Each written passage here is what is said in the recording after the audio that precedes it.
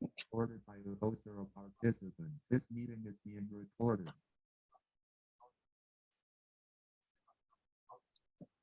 Okay, how's everybody doing tonight? Doing well. Good. Good. Hi, Larry. Hi. So we got a full boat tonight of all kinds of stuff to talk about. Anybody wants to jump in, just jump on in. If there's something that I'm missing that you really want to hear about, I'll do my best to answer that. Otherwise, we'll just follow this little outline script that I made and see what happens. So I guess to start it all off, the latest news. So you guys have heard that Netflix, the first week in November, is going to be offering a new tier, which is lower priced than their lowest price tier is right now. And that is a tier that starts, I think it's $6.99 a month. However, you have commercials in that tier. And the commercial-free tier at the lowest price level is still $9.99. So if you wanted to save a few bucks a month and you don't mind commercials, you could switch down to that lower tier and do that. And I think you have access to all the content too. I don't think there's a restriction on what you can see or not see, but as far as I know, that's the way it works. So any questions on Netflix or what's going on there? Welcome to Victor Reader. Okay.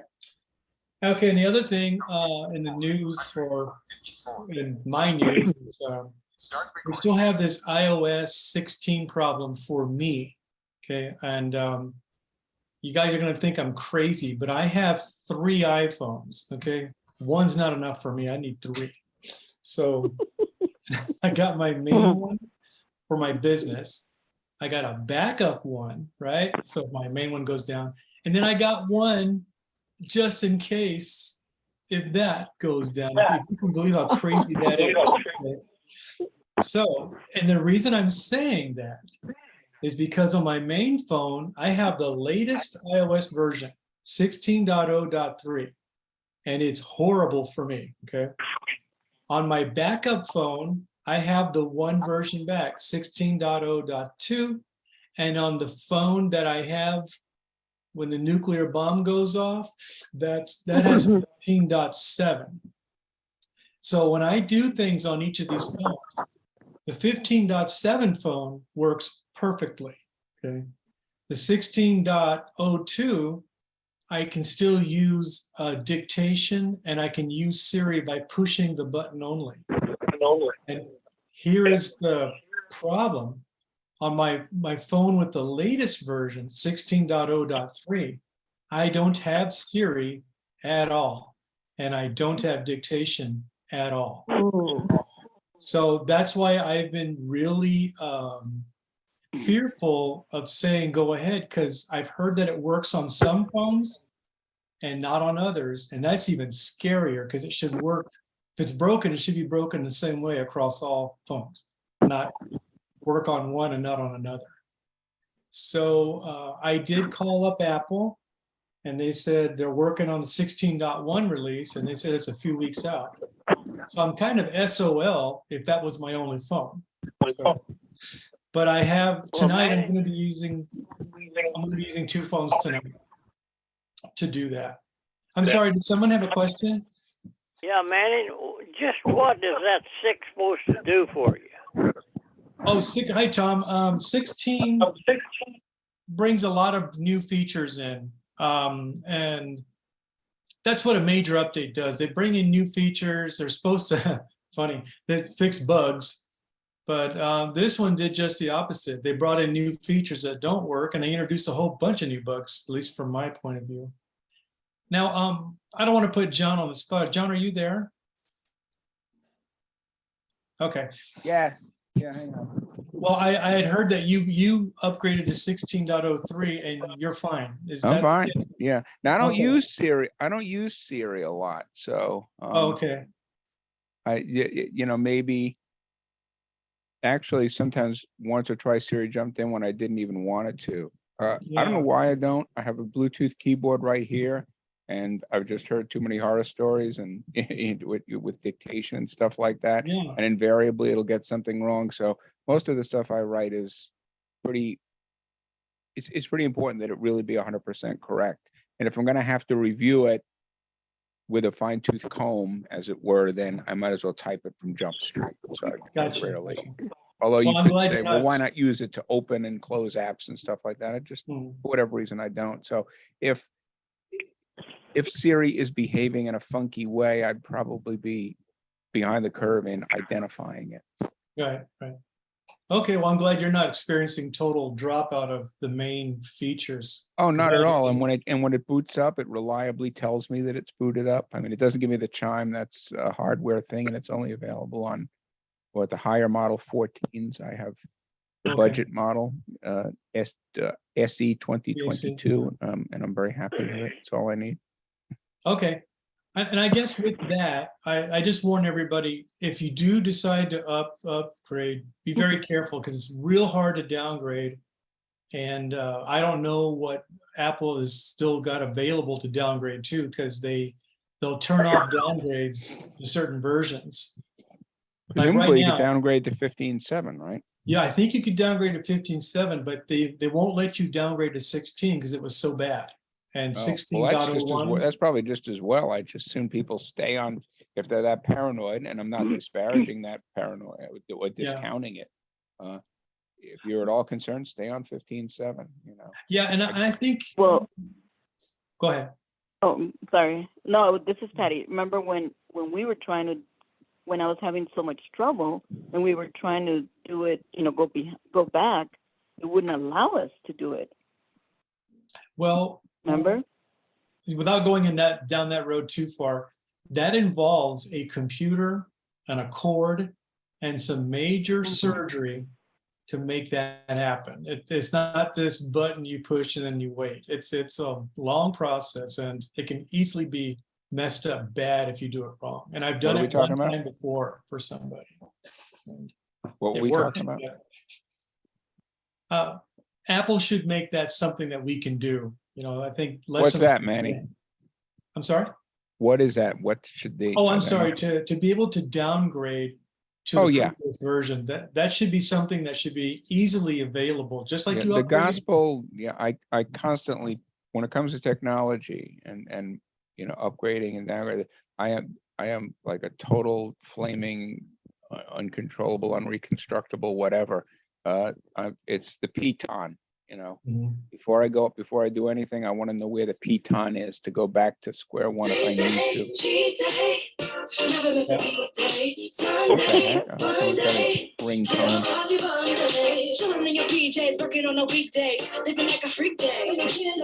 I bet you guys weren't expecting music tonight, huh? Yeah, that's a happy music. I have no idea. Order at edible.com or come in store to get your Well, fruit someone's dates. got their phone doing something. Okay. Yeah. All right. So are there any questions about iOS 16? Tom, did I answer your question, by the way, or did I just half answer it? Are you okay? Yep. I am. Okay. Okay. The gist of it is, not to be repetitive again, really don't upgrade past 15.7. If you trust me, I'll give you the green light when they put out a version that's worth upgrading to. And I hate to say that about Apple, but they really goofed this one up. And I hate to have anybody have trouble like I've had. It's a nightmare. And just want to make sure everybody's safe. So, Manny, I Yeah. want to mention that the SE2, the 2020, is now reduced to $150.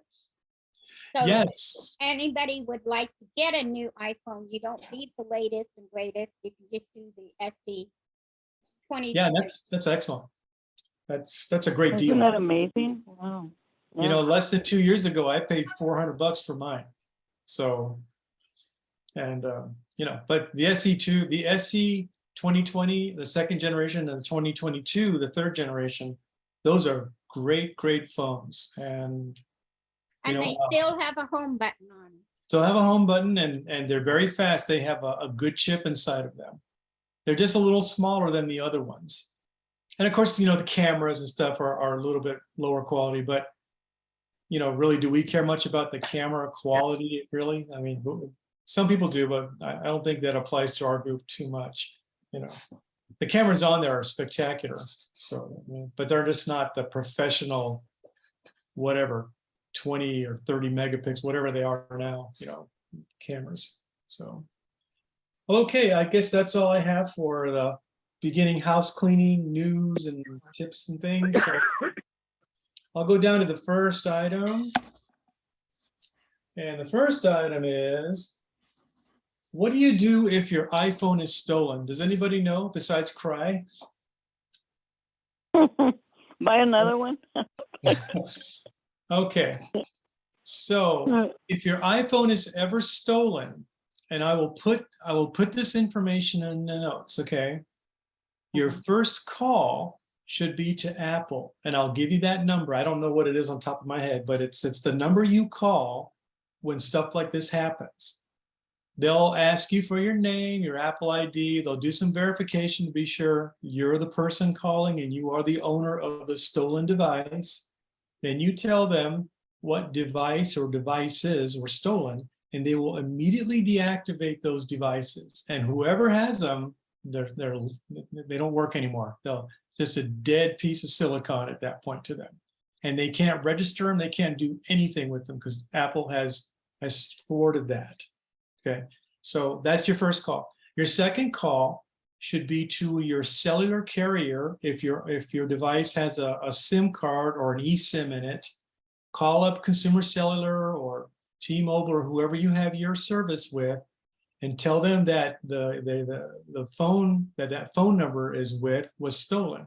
They will then deactivate the SIM card, so they're not making calls, on your account, rack up charges or something. And that's what you do. The chances of you getting your phone back once it's lost or stolen are slim and none. And I had a student, and you guys might know who she is, but I don't want to put her out here on YouTube. But she had her iPhone and iPad stolen. We had to do this, and there's no chance of getting it back. But at least they don't get a unit they can use.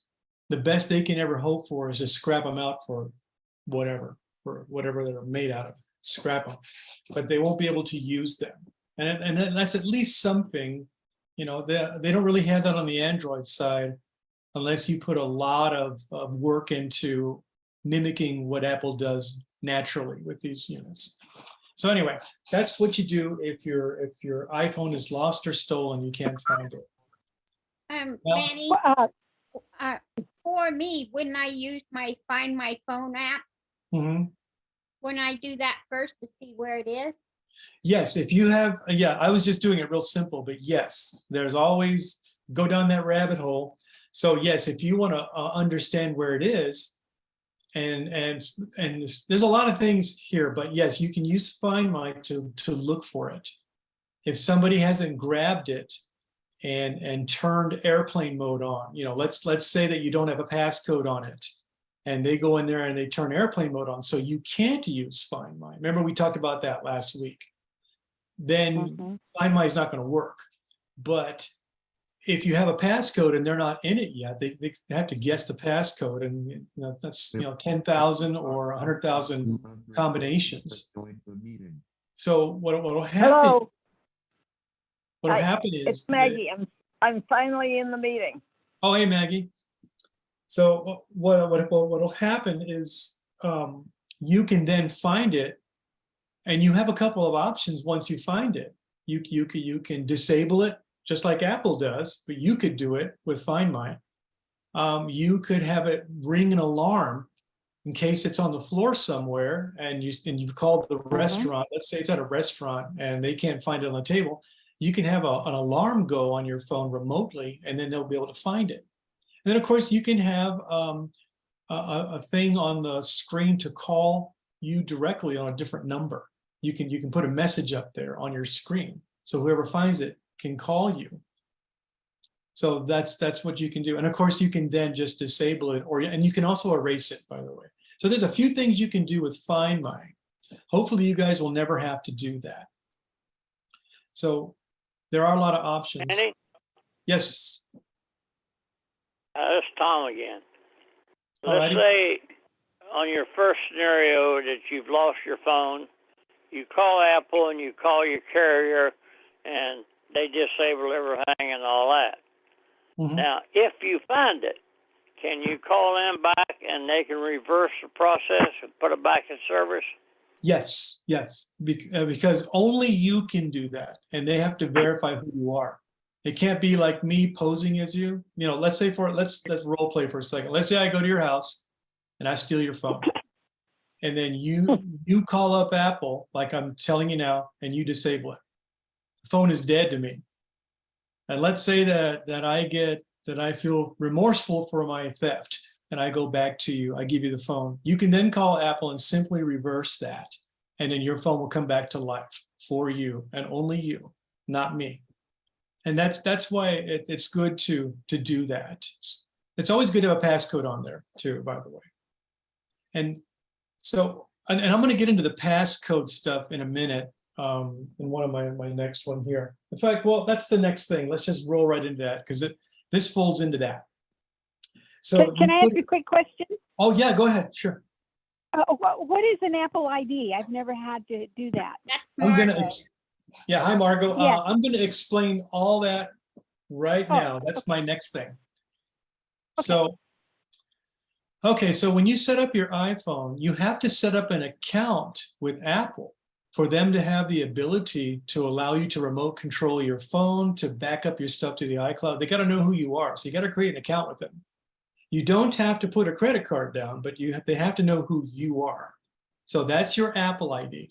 And your Apple ID can be your email address, whatever you want, as long as it's a unique thing to Apple. You could say it's Margot at hotmail.com. And if that account name isn't already taken, that will be your Apple ID. And then of course you'll have to supply a password. So your Apple ID and your password, they protect your Apple account, okay? The passcode I'm talking about, the 4-digit or 6-digit number, that protects your phone. So it's important that you know that. So Apple ID protects your account, passcode protects your phone. That's why you should have a passcode on your phone, along with your Apple ID. Apple ID is obligatory. You don't have a choice. You have to make one, and you have to give it a password. That they force you to do that. But the passcode's optional. And it's a lot easier to use the phone without it, especially if you're visually impaired. But you're running it like if your house doesn't have a lock on the front door. No passcode means no lock on your front door, so to speak. So that's a very close, analogy. So you never leave your house unlocked, when you're not there, or even when you're there, you shouldn't. So you shouldn't do that with your digital assets too. Your physical assets are locked, your digital assets should be locked too. Then I highly recommend that. And the reason you want to put a passcode too is, let's say you have, I don't know, Amazon app on there, okay, or an Uber app on there. If you don't have a passcode and that phone is open, those apps, those companies have your credit card on file. Now, the guy who stole your phone is not going to take your credit card, but they're going to do rides on your behalf. They're going to order from Amazon and maybe change the shipping address. You never know. And since your email is probably going to the phone, you'll verify it right on the phone. So you got to be careful with that. When you start doing more commerce, or you're using some of these services that require a credit card. And I think Apple does require you to do some kind of biometric or passcode thing when you start using a credit card. But you should always just use a passcode for good measure, just in case Apple doesn't require it. So, I hope I didn't confuse you guys. It's really important that you know that. And the final part of this whole Apple ID and passcode thing, you also have the biometric security stuff. So you got a passcode, and that's usually coupled with either a Touch ID on the SE type phones or Face ID on the other phones. So they work together to make sure you're you and not somebody else trying to do something on your phone. Manny, it's Maggie. Hey, I Maggie. have constant trouble with the face recognition. I've reset it, you've reset it. Why is that? I just have to end up using a passcode and putting it in because it just won't take my face. It doesn't like me at all. Well, Maggie, when you do Face ID, not Touch ID, because you only have the Face ID option because you have a 12 Pro, I believe, if I'm not mistaken. So you have to be a halfway decent cameraman, or what do you want to call it. So you hold the phone pointing at you about a foot away from your face. You do it too close, you're going to be out of focus. It's not going to be able to detect your face. So hold it back a little bit. Holding it back further is not a bad thing, but holding it too close might be bad. Or if you're angling it up and it's only catching the top of your head or the bottom or the side, you got to make sure it captures the biggest part of your face so it can figure out all the dimensions that it mapped when it first did Face ID. Because it maps how deep your eyes are sunken in, all these dimensions of your face. And it uses like a 3D kind of thing to make sure that it's you and not a picture of you that it's looking at. So you got to have it really in the right view. And it just takes practice, like moving it maybe a foot away from your face. And you're looking right at the top of the phone because that's where those cameras are, right at the top. And you're just looking at those cameras. And 99% of the time, it should work. You just have to change the distance that you're doing it at. Let me give it a little more distance. Okay. Yeah. Yeah, If we that also- still doesn't work, the next time we get together, we'll go through that and I'll try to diagnose what is actually happening. So, Okay. okay. So are there any questions about you. your Apple ID, password, whatnot? Participant panel now closed. All new. Okay. Zoom meeting. So I'm going to go on to the next thing. Right there. And And the next thing is, what is the next thing? This is, Mhm. Barbara wanted me to go over the Envision app again with you guys. This is one of those apps that does recognition. And the reason is because now it's free. Isn't that right, Barbara? They're not charging. It is correct. They made it free. So I'm just going to go over the basic stuff. You should, if you don't have it, you can download it. It's called Envision. Okay. Now I'm going to use my my phone here, and Which one? Your third or your fourth? Oh. I'm going to try to use the phone here. I'm not going to be able to call out to Siri on this phone or dictate. So let me see how I can get to this app. Try again. All right, so I'm going in. Let me find the Envision app real quick here. Page 2 of 4. Sky. Lazarillo. Page 3 of 4. Be My Eyes. Hulu. Voice 9. Southwest. Envision. There it is, Envision. Okay. Okay. So it's coming up. Manny, is it I-N or E-N? It's E as in Edward and Envision. Thank you. Uh-huh. Thank you for being a user of Envision. I consent. Button. I don't know what this is all about. Let me see. I thought it was $20. It just went up and now it's free. Free. I think you might be thinking about the other app, SuperSense. That was the one for 20, I think it was. At one time. Yeah, that's right. Thank you for being a user of Envision. As a way to further improve the accuracy and recognition. Oh, I got a nag screen here. We would like ask your consent for anonymously sharing usage data with a I consent button. Is it Envision AI? Improve the reading Is that experience. It's just Envision. No, let me make sure of that before I tell you exactly. Hang on. Envision. Double tap to open. Let's see here. Yeah, it's ENVISION, and it's a kind of a black icon. I'm giving you a visual. It's a black icon with little round dots in the middle of it in the form of kind of a cross. Yeah, but when I looked in the App Store, it says Envision AI has that icon. Oh. I don't know, because it only says Envision on my screen, so it usually is the same name. What No, is the Probably the icon same look like? thing. It's probably the same thing. Okay, well, no, so let me continue. App where it switcher. says Envision without AI, it's a totally different icon. Is it a black icon with white circles in it? No, black Okay, then that's not it. icon.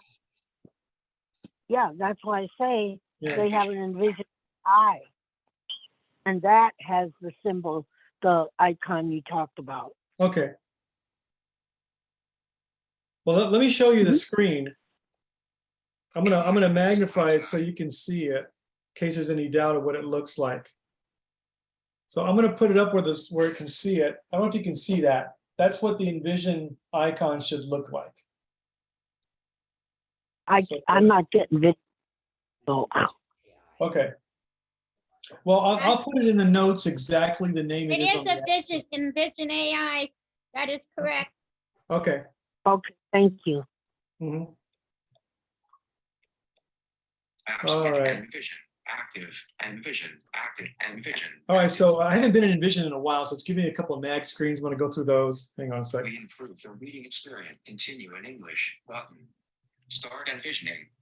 We've changed your reading language to English. Start envisioning button. Start Okay. magnifier button. Instant text. Scan text. Library. So just like before, it's a tabbed interface, and that means that there are tabs at the bottom.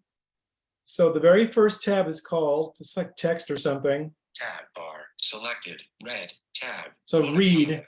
Instantly read text. So you can read text, and the options under read text, there's some like bluish buttons on the screen towards the bottom, these big fat buttons, and there are these here. Instant text button. Instant text is like short text, and Seeing AI, you point it at something and it reads it. Scan text button. Scan text is like a document scanner. You can scan documents, and you can scan multiple pages if you want to. Library button. And library Library. is the button that goes to the stuff you scanned and saved, document wise. So you can always just retrieve it instead of having to rescan it every time you want to read it. Okay, and the second guide on the tab, it's called Tab bar. Identify. Tab 2 of 5. Selected. Identify. Identify. And now with Identify, the three options, and each of these screens are going to have like 3 buttons on them. So the first button here, Describe scene button. you point Capture the this photo and you point this at a chair and tables. I mean a table and chair, excuse me, and it should tell you that there's a table there with chairs around it. I've had varying degrees of success with that because it's trying to use what they call AI to figure that out, and AI is not anywhere near perfect. So you may or may not get the right answer. So let's see what the next one is here. detect colors button. And there's a color analyzer. So, obviously you put it on some fabric, some black felt, it tell you, say black, go to a piece of white felt, white. And I think it's just does the basic color palette. It doesn't go into all these different shades, like fuchsia and all these other names. I think they're just a basic color palette. And then, Barcode button. then of course there's a barcode scanner. So a barcode scanner, obviously, we've done that with Seeing AI. That's where you find a UPC label, you zap it, and it tells you what it is. So that's what this second tab on the bottom is. So going from the second to the third tab. Tab bar. Find. Tab 3 of 5. Selected. Find. Tab. Find people. Button. So find is the thing that does recognition of objects. So you can find people. So let's say that I'm around Patty and I say, this is Patty, and I tell it what Patty looks like, by having it look at her. The next time that I bring it around the room and it sees Patty, it'll say, oh, Patty's right over there. It'll tell me that she's there. It'll recognize people. But it's got to get a good look at the face. So I don't know. I've had varying degrees of success with that too. I mean, it's iffy. So go to the next thing. Find objects button. So find objects, they have a list of objects like cups, plates, whatever. and you pick one of those and you point it at something, and it'll tell you when there's a plate in its view, or a cup, or whatever it is. They have some objects that are predefined here. And then the last one, Teach and Vision button. I've never gone into that. I guess maybe you Teach and Vision would be something, and I don't know, I'm just guessing on this one. You would point it at something, and then you would tell Envision what it is, and then it would I guess try to store it and learn it. So next time it sees it, maybe it'll tell you what that object is. Kind of like the people recognizer. This is just an object recognizer. It's probably what that is. Okay. Could that so- be helpful finding your keys? I'm sorry?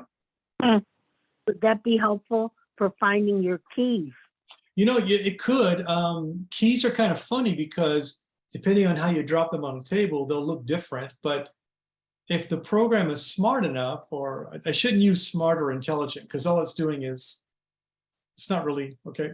If it can recognize and you can tell it those are keys, maybe if it's close enough, it'll try to guess at their keys, or maybe it'll call it something else, you know. But in theory, that should work. So that's what you'd hope. So that's with objects. So the first tab was for textual things. The second tab was for like recognizing people and things like that. And this one is for like recognizing objects. And then this fourth tab. Bar, glasses, tab. 4 So of 5. this is where this is the part of the program that taps into their eyewear. So they sell this real expensive eyewear with a camera on it, and it uses this program as the brain. So whenever you're pointing the camera at something, this thing in real time can tell you what's going on. That's the idea behind this app, is to use it with their glasses. We're using it just as an app, but it's really designed to be used with their glasses. And I think the last. So those glasses are $2,500 they start at. That's right. And the advantage is with the glasses, if you would actually see the document. Right. And that's the advantage. You get a visual thing. And if you have enough vision, they make it big enough to be able to see Yeah. it in the glasses. And I think the last one is just a settings guide. Settings. Yeah. Tab. So obviously settings are just settings, behaviors, whatnot. So this is a good alternative if you'd like to try something else besides SuperSense or Seeing AI or the built-in recognition that's now within the Apple camera, you know. So this is a good app to have in your toolbox just in case, you know, because more is more in this case. So. Any Danny? questions about, huh? Yeah. Which of those that you listed do barcode reading that you can use in a store or anyplace else? So you can use, so Larry, you could use this app, Envision. I've taught Seeing AI before. You can use SuperSense. Then there's a lot of other apps that do barcode reading. So I would say just take your pick. SuperSense is good, but I think that's a pay-for app. You would have to pay for the barcode feature. Seeing AI and Envision, I think, will allow you to do it for free. So maybe start with Seeing AI, and if it's not good enough, maybe check out SuperSense. You know, might be a good idea. So Manny, this Thank you. is Maggie. Seeing Maggie. AI does that beautifully. yes, yeah, I've had very good success with Seeing AI, but I've also had good success with SuperSense. So, you know, 6 of this, half a dozen of another. It just depends what you like. And the deal with SuperSense, the reason I like SuperSense slightly more, and Barbara can attest to this, is because it provides audio feedback while you're scanning. You know, when it doesn't see anything, it does one thing, and when it gets something in view, it starts beeping at you. It starts telling you, hey, we're getting close. You know, it kind of audio guides you, and Seeing AI does that a little bit, you know, but it seems to work better with SuperSense from what I can tell. They got a better implementation of it. So again, that's personal opinion only. I could be wrong. So. Okay, this is Margot. Which one would work better for the mail-in voting? Oh, you're talking about filling in your vote, your ballot. Yeah. So if you're going to fill in a ballot, you're really not really trying to recognize text. You're really trying to magnify so you can Seeing see, AI. where the Read little barcode. dots are to fill in with the pen Pen and the names. presents. For that, Margot, I recommend a magnifier, like maybe Presents a desktop magnifier. guides you to focus. You could on use What your kind? phone. I like a desktop magnifier. Magnifier costs money. Oh, Probably $100 for uh-huh. permanence. Something like a Da Vinci or a Merlin, because what they do, they get you out of holding the camera business.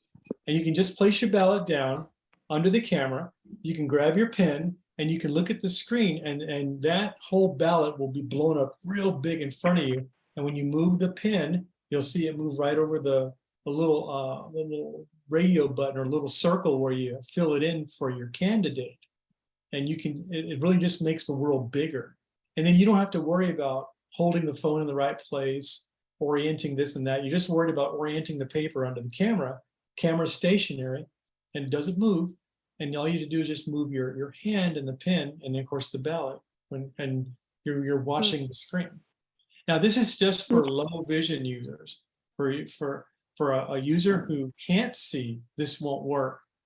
And I don't know how they vote, to be perfectly honest.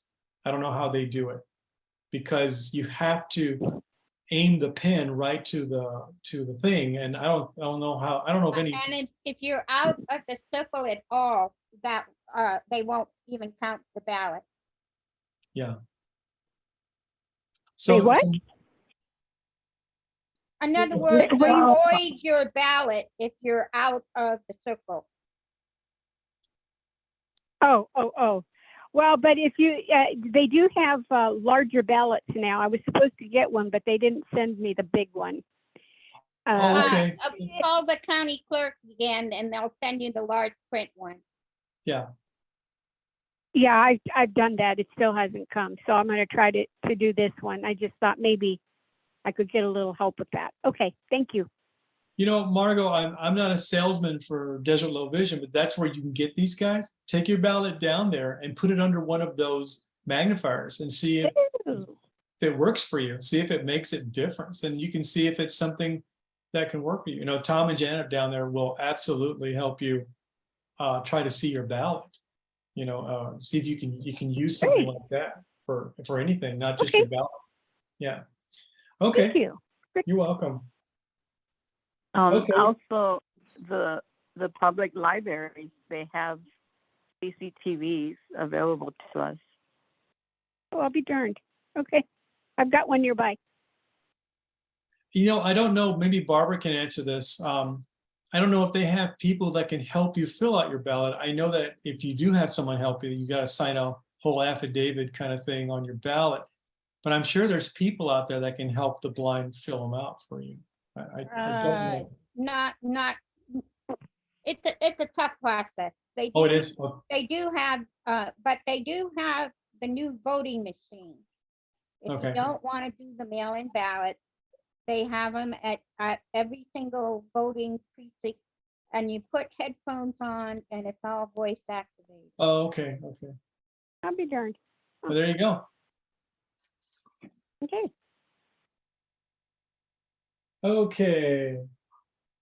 So another thing that Barbara, wait a minute. Any more questions on Envision before I continue? Is that pretty muddy or clear to everybody? Well, Laura? I do like have it, one. but it's green.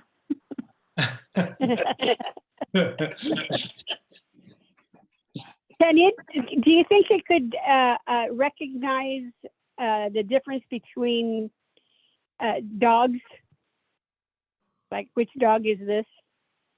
Your iPhone can do that.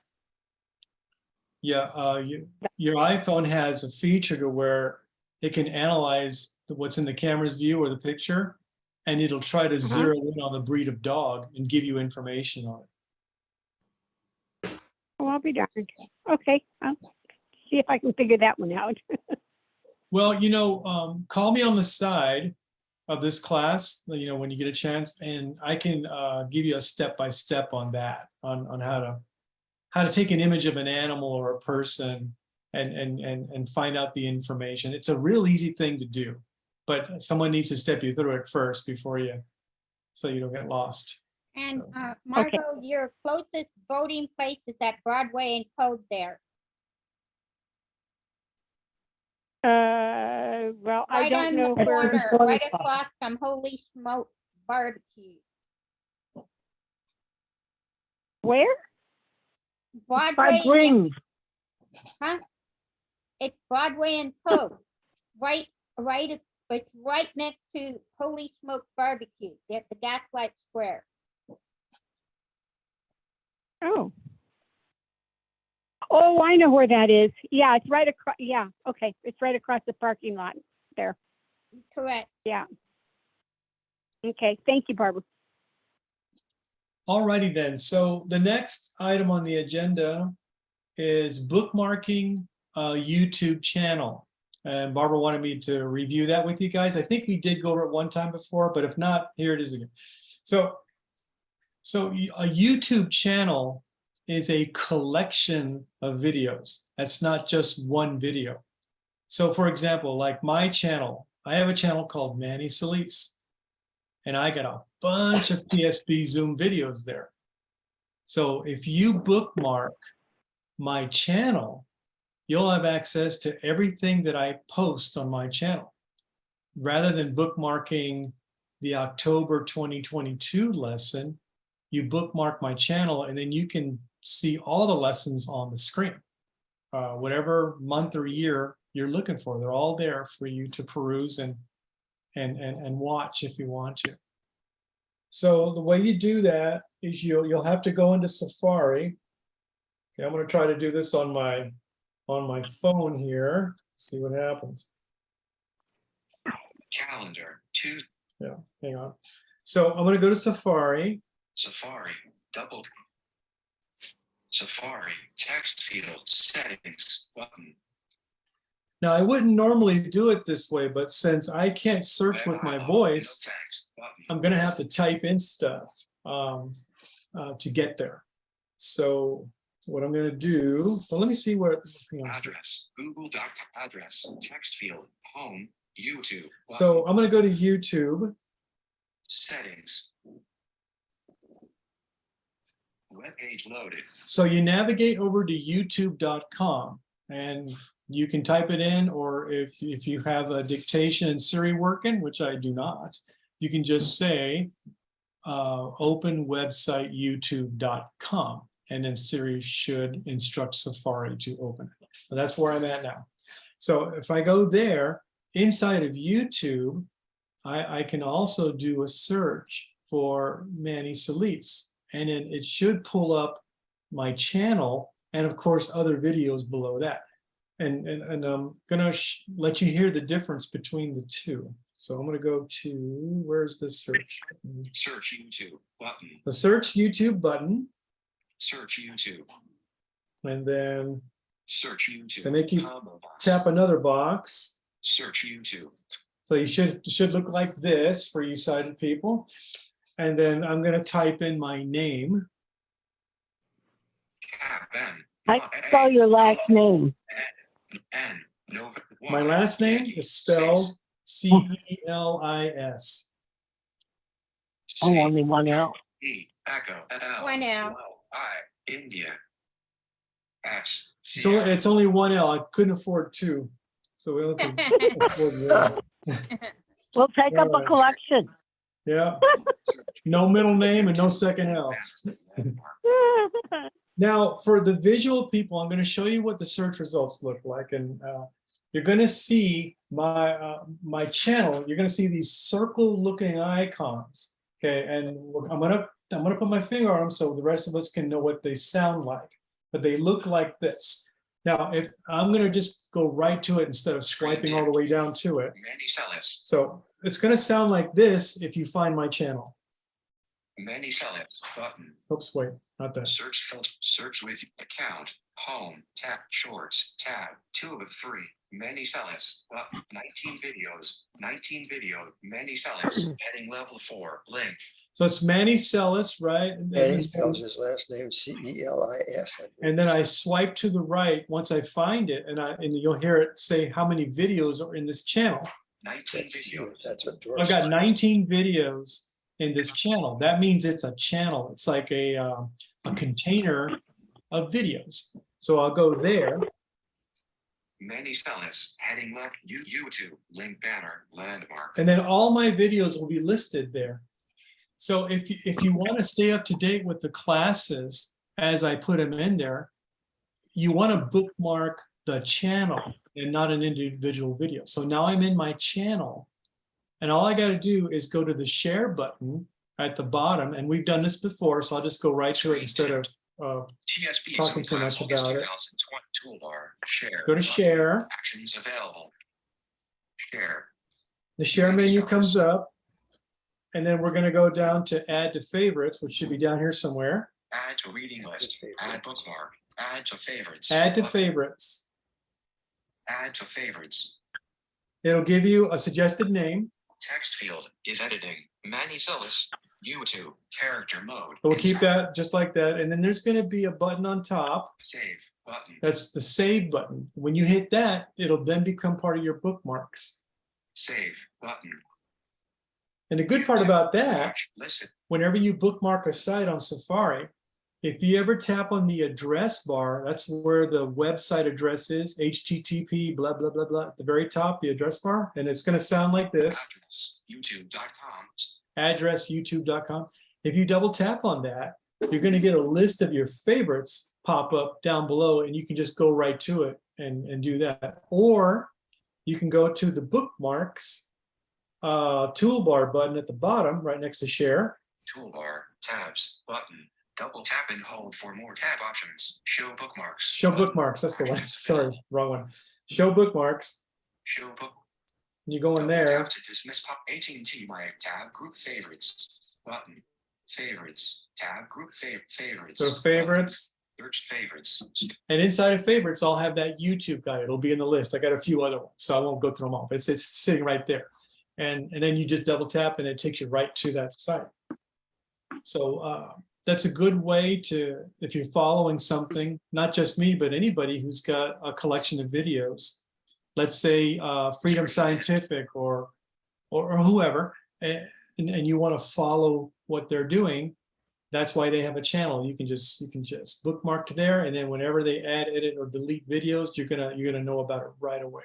And if you're a subscriber, you'll then get a further notification that a new video has been posted. You'll get a notification and they'll let you know that, oh, Manny just posted October's class.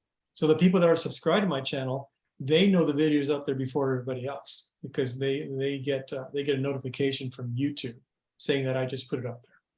So it's a real important skill to learn, how to bookmark sites that you often go to, because you don't want to just keep reinventing the wheel every time you get on the web. Just go to it real quick and be done with it.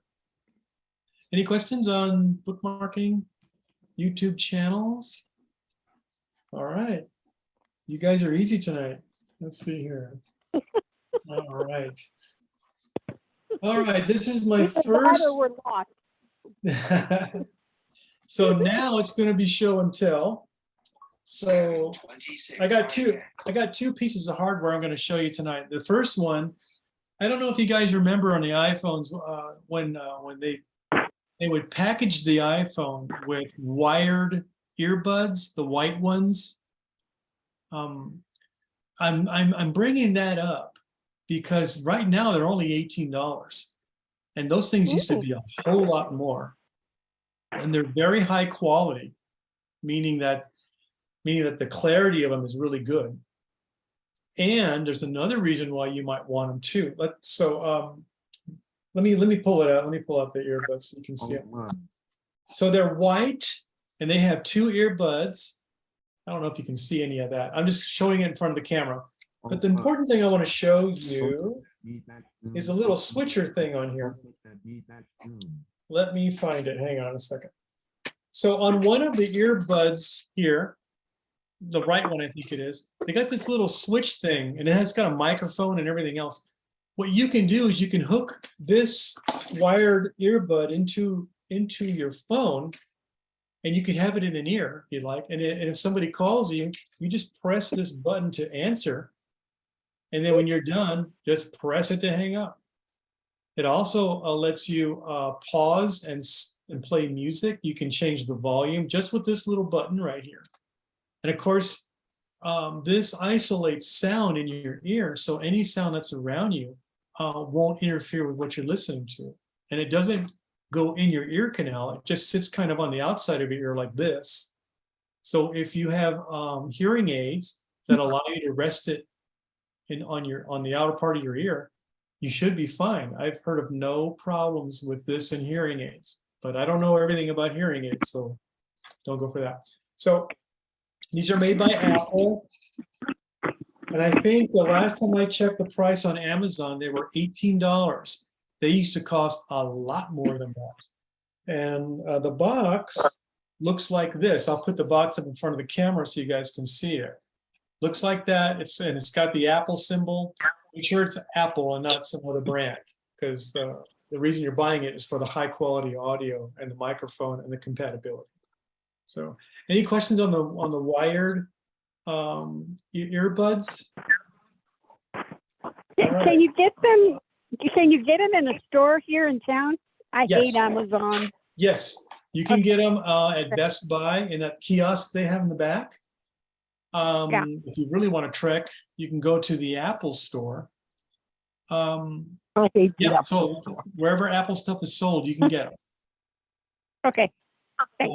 I'm showing you that the Amazon guys, because I don't know if they were on special this last week, but they're really low price. For this, I think it's like half or more or a third the price they normally are. And then everybody's using these wireless ones now, so these wired ones are coming down in price, and it might be a good time to grab it. You know, if you want something that works really well, that's only just become passe, and so prices come down on it, so you can get a good deal on it. And that's why I'm showing it. Manny, wouldn't you have to have an adapter on your phone? No, unless you got an iPhone 14, this one has the lightning connector. In fact, let me find the connector on here so you guys can see it for yourselves. You know, it used to be better when I could see this stuff. Let me, hang on a second. Yep. Okay, so here's the connector that goes into the phone. I'm hanging it in front of the camera. It's a little flat guy, just like your charging cable. It goes right in there, and it knows when you plug these in that these are earbuds, and it'll send sound or record sound or whatever it is. So it'll work for all iPhones. Maggie. Hey, Maggie. Yeah. Now, as you know, I have my Bluetooth, which I panic if I put it down. I live with it. Right. Why would I change my Bluetooth for this or vice versa? I wouldn't. This is for somebody who doesn't have Bluetooth and they want to just use a wired thing. Yeah, what the Bluetooth does, it replaces all the wires that I just had in front of the camera. So it just pumps sound wirelessly, and then you can answer the phone call on your Bluetooth headset, I believe, just by pressing the side of it or telling it to answer or whatever it is. You know. Yeah, it has volume control, and it'll answer the phone. Or that's right. You know, it's fantastic. And this is just as you know. Sorry, go ahead. I'm sorry. Oh, I was just going to say, I live with it. I'd be lost if I didn't have it in my ear all the time. This is just the wired version of that. So you got a Plantronics, I believe. That's like a primo device. You would never want to go down to something like this because you've already got great portability and you don't need a wire now to keep track of. But these wired earbuds have very high fidelity sound, and they also have a microphone on, so you can answer and have a phone conversation, and you can hear everything very, very clearly. If you don't already have the wireless option, the AirPods or your Bluetooth or whatever it is that you have, this is just a lower cost version of that. And like I said, it's nifty because you can answer and hang up. You can answer calls and hang up calls just by pressing the button on the cord. You don't have to look for the the button on the screen or anything like that, just like with your wireless. So that's kind of what I wanted to show you guys. For a mere 18, 20 bucks, you can have a professional set of wired earbuds with made by Apple. Manny, Yeah. it's Annie. Question about if you're using the earbuds or the Bluetooth, then would voiceover not be accessible to everybody, not be heard by people around you? It can only be heard by you? Correct. Very, very good question, Annie. Thank you for that. I should have talked about that. So when you have your sound isolated, meaning that it's going to your ears directly, only you can hear voiceover, nobody else. That's another reason for having either these headphones, these earbuds, or a wireless device like Maggie. You can have voiceover talking all day and you're the only one that can hear it. No one else will be able to hear what it's saying. So it kind of gives you that extra Let me level of just privacy. add one thing in there, Manny, too, that if you're out at a restaurant or any place and they hand you a menu or they hand you a program, you've got a Bluetooth or something in your ear, it doesn't blast your request out over the, 15 feet away. Right. It talks right into your ear. Mhm. And you can then run your iPhone down the menu, down the program, down the whatever it is they've handed you to see, and you and only you get it in your ear. Yep. And that's really good if you don't want to, if you feel like weird about having everybody hear what your phone's saying. I know I feel weird about that because I don't want people knowing what my phone is saying out loud. And of course, you might be disturbing somebody else who may want a quiet dinner and your phone's going blah blah blah blah blah, real loud or whatever. So yeah, it's really up to you. There's no wrong or right here. It's just whatever works for you. And What is the Bluetooth under if you're going to order it from Amazon? I'm sorry, can you say it one more time? What is the Bluetooth listed under in Amazon? How would you look it up? Is Oh, that you- Gina? Yes. Hi, Gina. Hi, Barbara. So Bluetooth is just a communication technology, and I'll get to answer your question. So if you want to do like what Maggie's talking about, like an earpiece, you just say I forget what they call those things. What do they call those things? Bluetooth earpiece is what they call it, I think. And all you do is make sure it's compatible with iPhone. 99.9% of them are. Okay. And you just order it, you pair it with your phone, and it's ready to go. There's really not much to it. And the pairing process is easy. And if you need my help, feel free to call me. I'll walk you through it. No problem. Okay. Yeah, Thank you. you got it. It sounds like a good idea. Yeah. Sure does. Maggie, it really helps Maggie out, and she's right. I almost never see her without it. So Where do you carry your phone so that, I mean, you can't leave your phone in the bedroom and then be in the kitchen, right? you Yeah, you can with can. the Bluetooth device, yes. Oh, I'm all over the house with it. Yeah. Oh. A Bluetooth has a range of 30, I think up to 100 or 200 feet or something. You could be anywhere in the house and your phone could be sitting on the cradle being charged and you could be talking to somebody. Patty does that all the time. Patty's got AirPods and all kinds of stuff. And she walks around the house just talking to people. I go, who's she talking to? And Are they very expensive? But you wouldn't be doing the other Well, things. I know the ones that I got, I got them for $11. Remember I told you, Manny? Yes. And they're wonderful. They don't last. I've tested them with my books, and they don't last. Like, I think they're only for 3 hours, and then you have to put. I only wear one, and then but I could answer. I could dictate my messages, check my talk on the phone, listen to my talking books. I watch Netflix with it. I mean, I just listen to it, right? I have my phone either in my pocket or I just, when I'm walking, I have in my purse, and then I just have my little, thing in my ear. And they're wonderful. They have to be within You have to have it within your range of your phone, like Manny was saying. It depends on how far or whatever. My whole house, I could go to the mailbox. Oh, I don't know, what is it? Like Your mailbox is a few hundred feet from your house. yeah, I could literally go all the way down to leave my phone in my house, and I could walk down there with those little headphone things. So how do you Now, charge the earbuds? The Bluetooth will give you 8 hours of that. Oh, and then you have okay, to but the recharge Bluetooth, it? Yeah, there's Yes. a teeny little thing. Oh, okay, So, I'll check it out. so Maggie has what's called a Bluetooth earpiece. It's got a much bigger battery in it. That's why it lasts longer.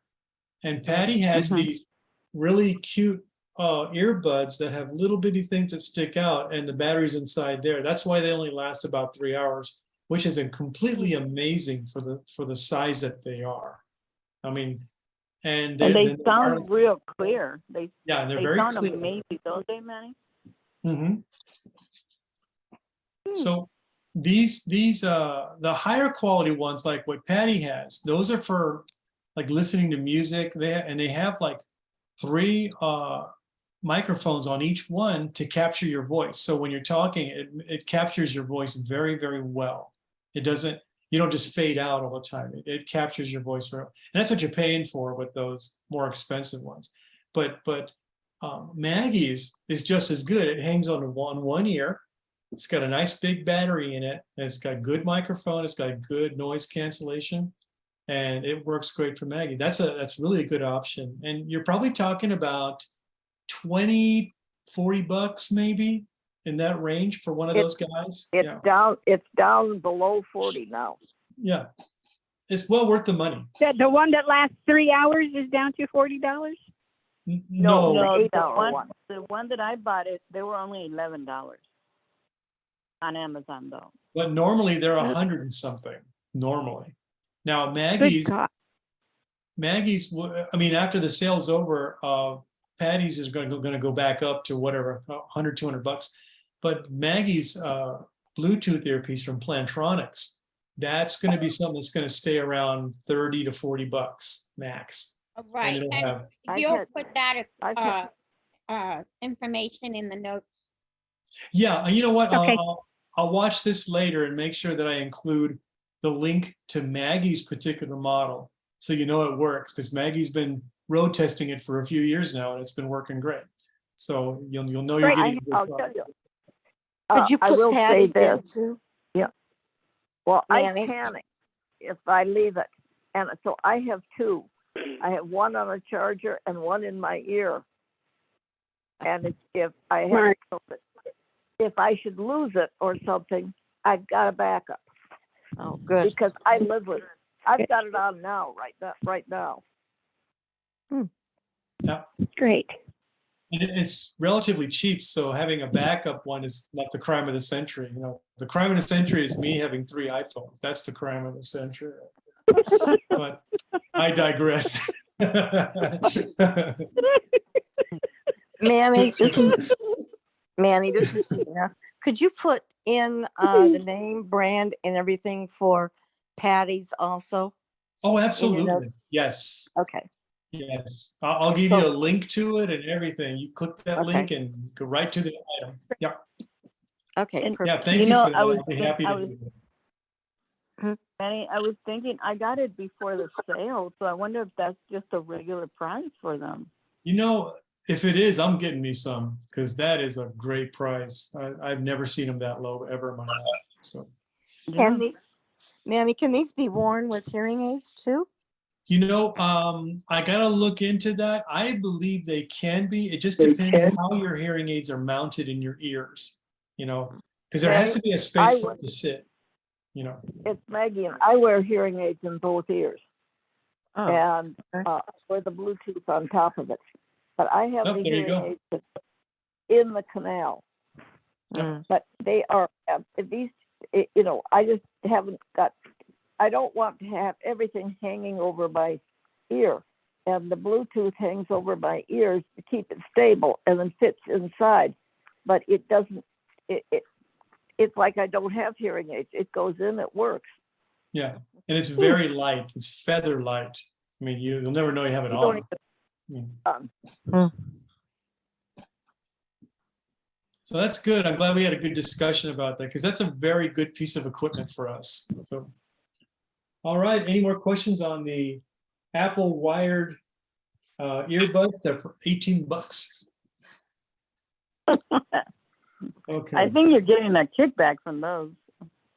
Well, Tim Cook called me still. He is pushing it.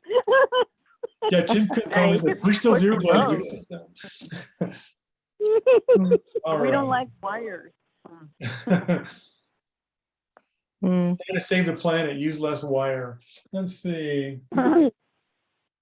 Okay, so last week, I'm revisiting something that I suggested you do. Now I'm taking it back because I've been playing with it, and for me, I don't like it. And I'll explain right now when I get into it. So,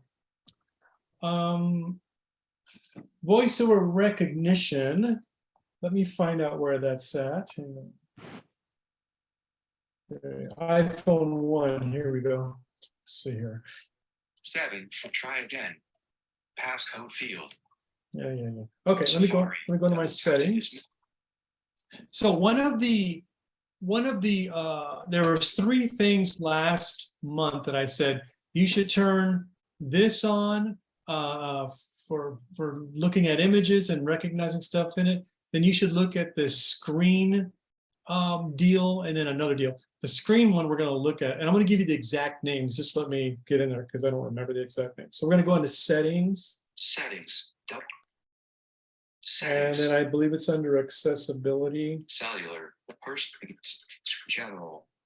This homes. Accessibility. Button.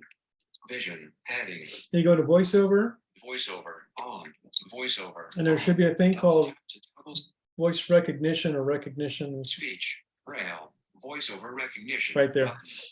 Using on device and So it's settings, accessibility, voiceover recognition. Okay.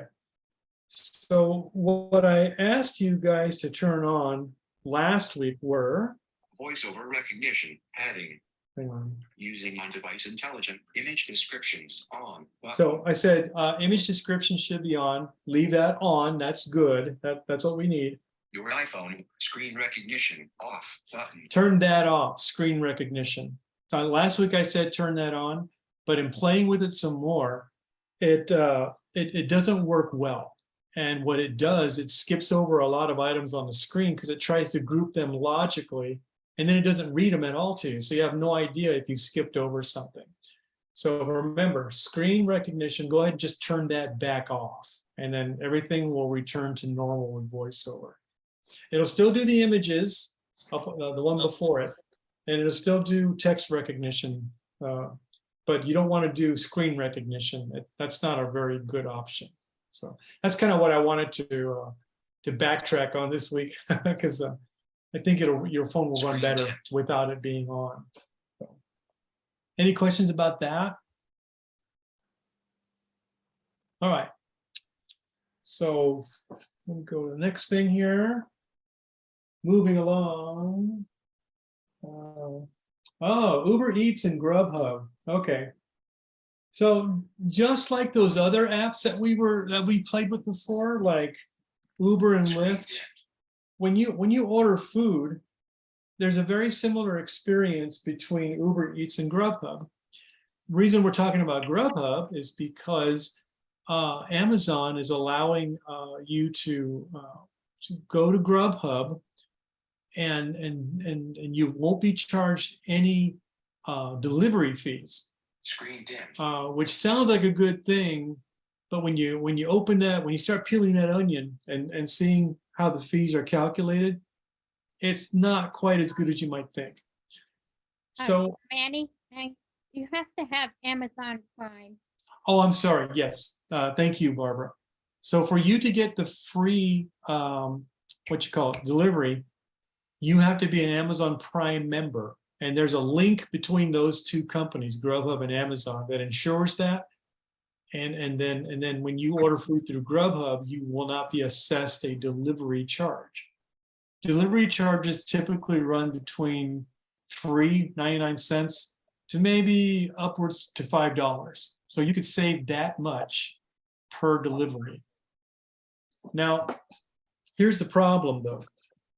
They say, well, you know, we're going to cut down the delivery charge, but then they increase the price of the food. The food is maybe a few dollars more in some instances. Sometimes it's close to the same, but they pad the food a little bit. And then they'll add miscellaneous service charges, which I still don't understand what that's all about. You know, they'll put it in there, some kind of charge. I have no idea why it's there, but they call it a service charge, and that could be $2 to $3. And who knows what that's for. And then of course your obligatory taxes. And of course you have an option for the tip on the entire order. So if you have a $20 order, which is kind of rare nowadays, you know, you would leave a $3 tip if you were doing 15%. And if you don't, who knows what happens to your food on the way to you? I have no idea. But the thing is, with Grubhub and with Uber Eats, you basically search for the kind of food you want, find the restaurant, it shows you the menu, you pick an entree or you pick an item, and then inside that item, you'll then configure it. You know, do you want it well done? Do you want it with potatoes? Do you want this or that? Do you want this kind of side, that kind of side?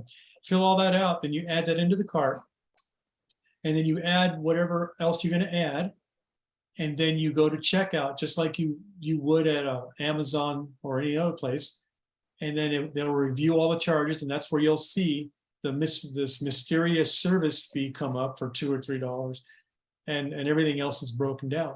So your $20 order, let's say, could be $35 when you're all said and done. And if you're with Grubhub, then you might save $2 or $3 off of that, but you're still going to pay a full $10 or more if you're thinking about the tip and the taxes and the service fee, all added together with the base price of the food.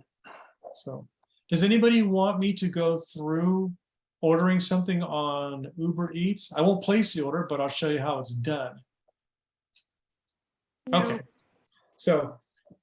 so they're both good services. You know, you get what you pay for. If you don't have to drive there and do all the stuff, you're going to have to pay somebody to do it for you. And I wish it was better than that, but I wish they wouldn't charge those services. Uber Eats is an app that you can download on your phone. That's right. And I believe Grubhub's an app as well, if I'm not mistaken. Grubhub is an app too you download. Right. Yeah, but with the Amazon one, you sign up for it on Amazon. Oh, okay. Okay, so if there's no more questions about the food delivery, and of course there's other ones called DoorDash and a few others out there doing the same kind of thing. And it's all the same kind of stuff, just different names. So for example, before I continue, like if you go to Grubhub, you won't be able to find Pizza Hut. But if you go to Uber Eats, Pizza Hut is right there. So it just depends on who's with who. It's not a universal thing. So you're better off having a few options when you do this and then pick the one you want. And if you've ever called Pizza Hut for delivery, you'll see what they charge. And that's about in line with what these guys charge. It's very expensive to order from Pizza Hut nowadays. Pizza Hut, you have to have a minimum order of $15, and then it's delivery fee of $5. So you're already up to $20. Yeah, it's hard to get out of Pizza Hut for less than 25 on a delivery. And then that's not including the tip. So, you know, who knows? All right, so the next thing I have on my list, I don't know, did you guys get that email from Barbara about the Sunvan meeting that you can join up with tomorrow? And you can talk to them.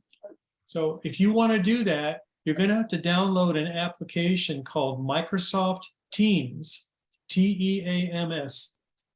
And what that is, that's another version of a Zoom meeting software, but it's Microsoft's version. And you'll need to get it and then click on that link inside the email. that Barbara sent you, and then you'll join the meeting. And it'll have a very similar interface. You'll have a big screen. At the bottom, you'll have a place where you raise your hand.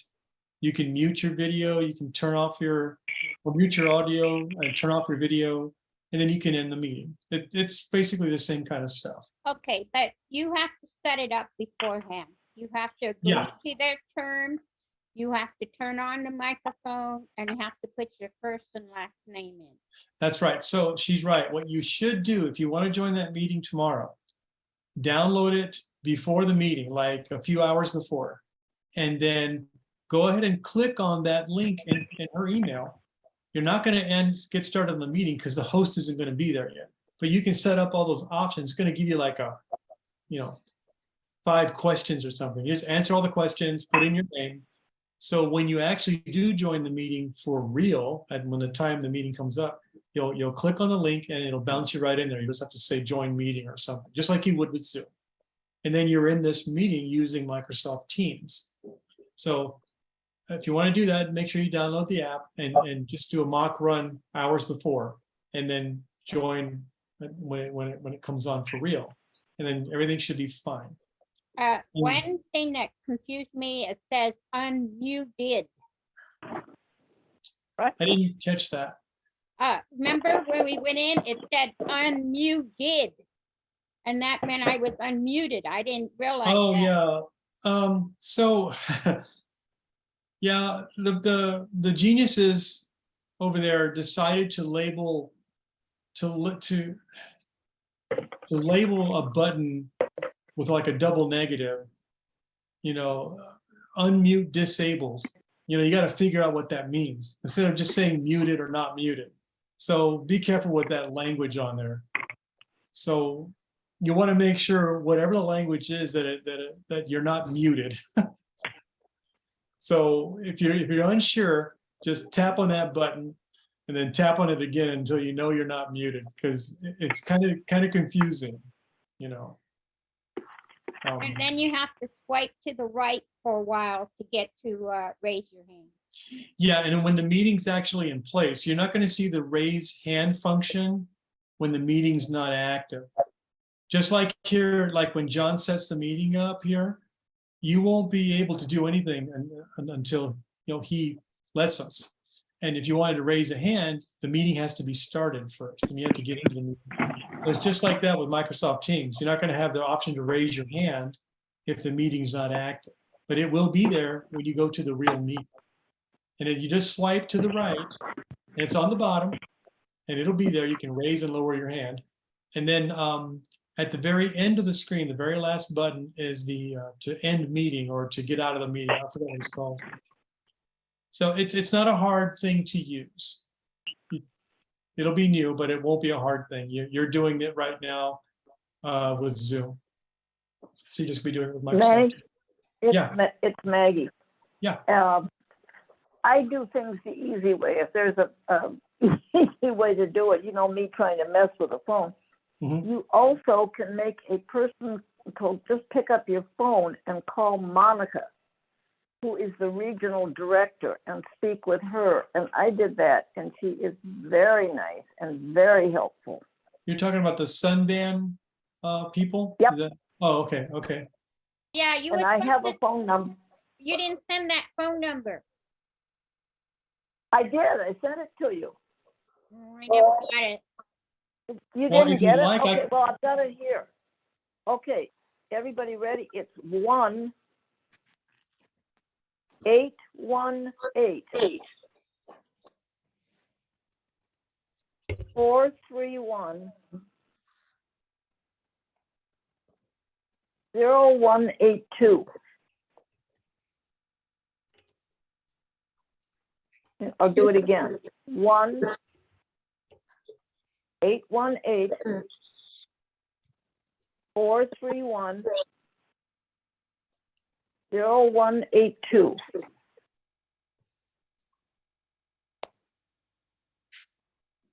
So thank you, Maggie. Appreciate that number. Yeah.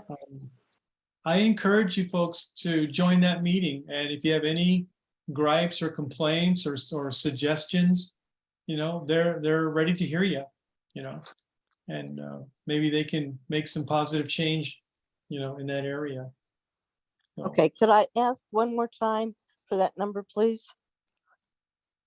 I'm kind of slow. Oh, me? No, yeah, can repeat the number once more, please? I got One, lost after 818. okay, 1-818-431. Okay, 0182. 01. Okay. Thank you. And do you have the phone number for Sunvan customer service? I think so. Well, I don't know. Go ahead and give it to us. 520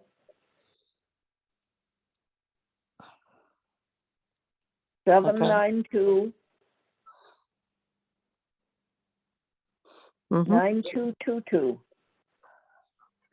Okay, that's Suntran. That's customer service. Yeah, that's Suntran. That's not Sunvan. Oh. Barbara, do you have Sunvan? No, their number would be the regular reservation number, and that's 798-1000. Okay. I used the Suntran, and then I asked to be connected with customer service for Sunvan, and they flipped me right over to it.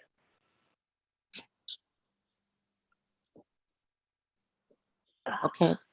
Thank you, all right. Maggie. Yeah, thank you, Maggie. Appreciate that. Okay, if there's no questions about Microsoft Teams and the Sunvan meeting, that's going to be tomorrow. Like I said, Barbara put out an email a few days ago. And Isn't it 5:30 tomorrow? Yes, it is. yeah, I remember. very good, Nancy.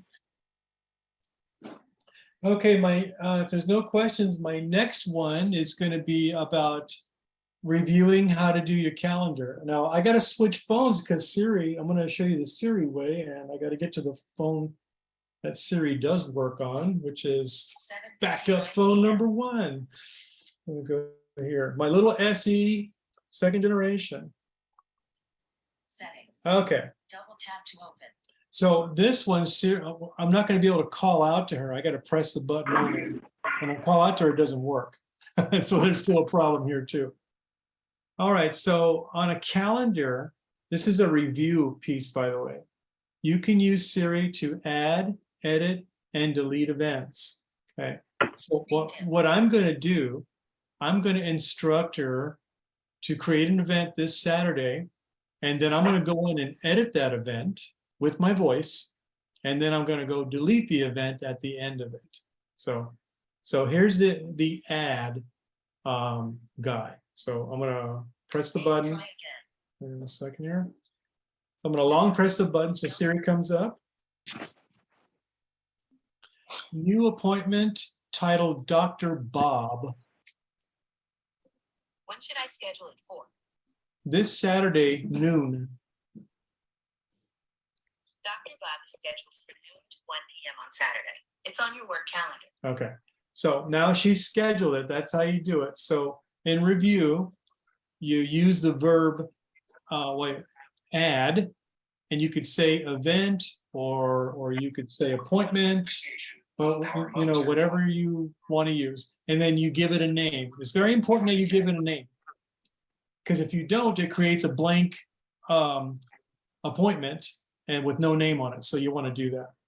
So now I want to edit that appointment. I want to change it from noon to 1 p.m., let's say. So here's how you do it. Let me open her up again. So now I'm going to go edit appointment this Saturday. I found Dr. Bob Saturday noon. What did you want to change? Time. Done. Dr. Bob is now scheduled for noon to 1 p.m. Saturday. All right, let me try that again. That didn't work. Edit appointment this Saturday. I found Dr. Bob Saturday noon. What did you want to change? Change time. All said, Dr. Bob is now scheduled for noon to 1 p.m. Saturday. All right, that didn't work. Let me try something else. It always fails in front of everybody. I don't know why it does that. Okay, let's try something different. Edit appointment this Saturday. I found 14 events. Could you be more specific? Edit appointment this Saturday. I found 14 events. All right. Could you be more specific? This is not turning out good. Let me try it again. Edit appointment this Saturday. I found Dr. Bob Saturday noon. What did you want to change? Location. What do you want to change it to? Green Valley. Done. Dr. Bob is now at Green Valley. Now, I don't know why time wasn't working. Maybe I just got to say change date and time, but that's how you edit it. And when it works great. If it's flaky on my phone, I apologize. This may be a iOS 16 foobar thing that's going on. So the final piece of this is to actually remove that event, that appointment, like if you don't want it. So I'm going to do that now. Delete appointment this Saturday. Just to confirm, you'd like to delete Dr. Bob Saturday noon. Yes. Okay, it's been deleted. Okay, so when everything works right, you can change the title, the date, time, you can change the name, you can change location, all that cool stuff. And you can do it all without even touching your phone. So that's kind of a calendar thing in review. Now, if you want to go into more crazier things like recurring times, or you want to really mess with other aspects of it, alert times, things, you'll have to go actually into the calendar and mess with those settings. Siri just does the basic stuff and sets it up for you, edits the basics, and then deletes the event.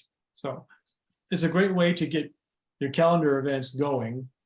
And then go ahead. Manny, Yeah. it's Annie. Yeah. Can I have, what if I forgot when my dentist appointment was and I want to find it? Can she do that or can I do Yes. that? You can say, do I have any appointments with Dr. So-and-so? And then it will look for that doctor or whatever you call the appointment, dentist. Do I have any appointments with a dentist? And it'll try to look for things with dentists. But it's whatever's in the title of your events. So if you use a doctor's name, use that. If you just use a dental appointment, then use that. Say, do I have any dental appointments? And then it'll try to look for them. Okay, thank you. It just does just a keyword search. That's all it does. You can also ask, what appointment do I have in whatever month you want? That's right. Or what are my upcoming appointments? And it'll list off the next few of them for you. So you can do that way too. You may have to wait a little bit, but it'll get to them if it's not too far in the future. You could probably list birth dates in there too, couldn't you? I think so. I've never tried that. That wouldn't be so much a calendar event unless you put it in as an event. Yeah. So birthdays are kind of funky. You could say, who is this talking? Is this Gina? Gina. So we could say, let's just say your birthday is October 20th, for example. Okay. So I could say create an event, Gina's birthday, October 20th, all day. And then I could set that up. And then if I'm looking for your birthday, it'll find it with what the thing I just showed you. You could also go into the Gina Klein contact on my phone, and there's a birthday field. And I can specify October 20th, not even put a year, just whatever year. And then it gets popped up on the calendar automatically every year without you having to specify it, because it's a birthday, it's an annual event. So it'll keep popping up on the calendar. So okay, how do I do that? Yeah, how do you put in a birthday? So for birthdays, you have to open your contacts, you find Gina Klein or whoever it is that you're gonna do the birthday for. You open up her card and you're gonna see a view only thing of her card, right? You go to the top of the screen and hit edit. And then you go down the screen a little bit. It's gonna be a little ways down, maybe about halfway. And there's gonna be a thing called add birthday. Or if you got a birthday in there, it'll already be displayed, then you can go in and change it. And you can put a month and a day, and then you can put an optional year. You don't have to put a birth year. You just leave it blank, it's fine. When you hit done or save, that will then appear on the calendar automatically. So you would just put in 10/20? Yep, that's it. And then it'll be on your calendar because you put it in their contact card. And it'll show up every year. All right. And of course, depending on your alert times, like let's say for birthdays, you want to be notified a week before so you can go out and have a chance to buy a present or order from Amazon.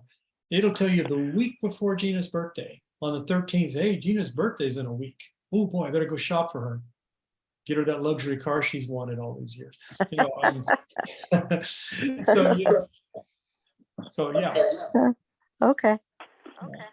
That's the best way to do it in my book. You can do it by Siri and just say Gina Klein's birthday is on October 20th, but it's only going to show up once this year and you'll have to do it again next year because it doesn't know it's a recurring event.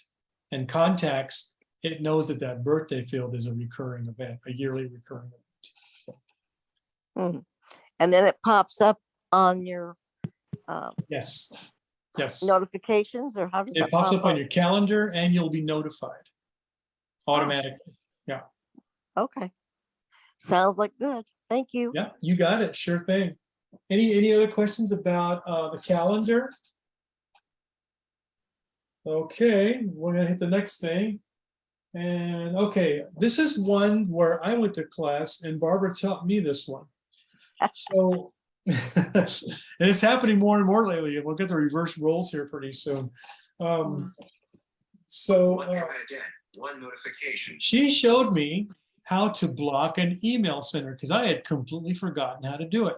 I've been working with text messages and phone calls that I forgot you can block email senders too. And it's real simple. So I'm gonna step through it with you on my phone. So I'm gonna open up phone number 1 here and put phone number 2 on the charger in case I need it again. Yeah. Okay, let me do that. Face ID. All right, so you go into your mail app. Doc, mail, 60. And mailbox. Get it to your inbox. If you're in trash or something, you probably should go to your inbox, but you can do it from any box, but usually it's your inbox is where you do it from.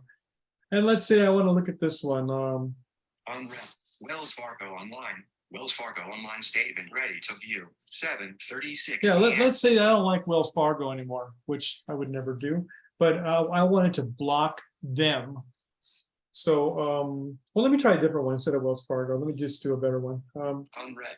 Kimberly Porter, Charlotte, 6:46 p.m. So I have no idea who this Kimberly Porter person is, but she obviously knows who I am. So we're gonna block her. Okay, so I'm gonna go into. You have to go into the email. So you go into it.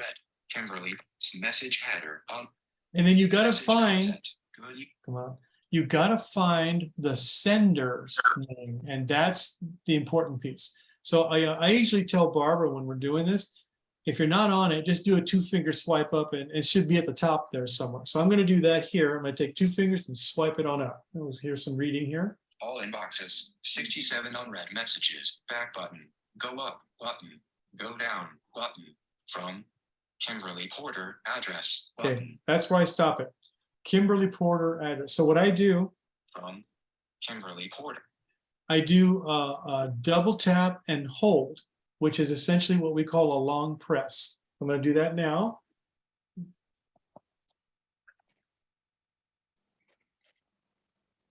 I think. Try that again. From Kimberly Porter address button. Double tap to show more info. Double tap and hold. From Kimberly Porter, address. Does double tap and hold There it mean is. you hold second tap? Yes, so Yes. I was doing it wrong. Okay, so I just double tap and held, and then it brings up like a view only contact card. It's not a real contact, but it puts it in the form of a contact so you can see this Kimberly Porter thing.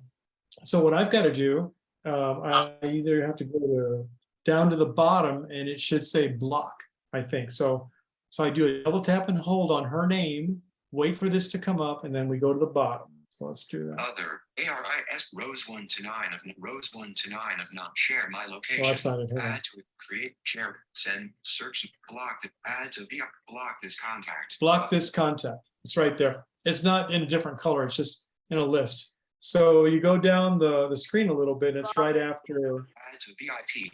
Button. add to VIP.